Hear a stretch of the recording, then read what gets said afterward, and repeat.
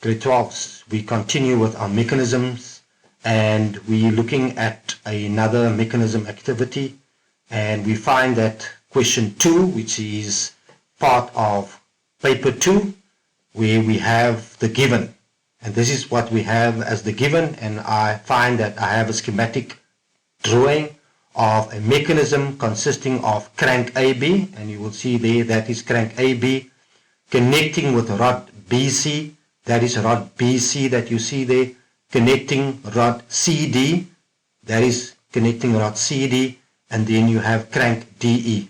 So these are the two cranks, and those are the connecting rods. Then we also have the position of the center point A, which is that point over there, which has been given on the drawing sheet. The specifications are that the positions of A and E are fixed. So this crank here rotates in that direction, as the arrow shows, which means that this crank here, DE, rotates in that direction there.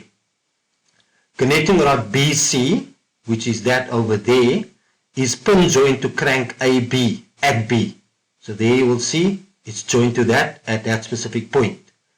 Connecting rod CD, which is that over there, is pin joined to connecting rod BC at C. So that's the point there that is connected to. And then connecting rod CD, which is that over there, is pin joined to crank DE, which is that there at point D. So these are all the connecting points which have been given in the specifications. The motion would be where crank AB, which is that crank over there, rotates in an anti-clockwise direction, and that allows for crank DE, which is that crank over there, to rotate in a clockwise direction. So while that goes in that direction, which is anti-clockwise, this will go in a clockwise direction. The instructions are to redraw to a scale of 1:1 this given schematic diagram starting at the given point A.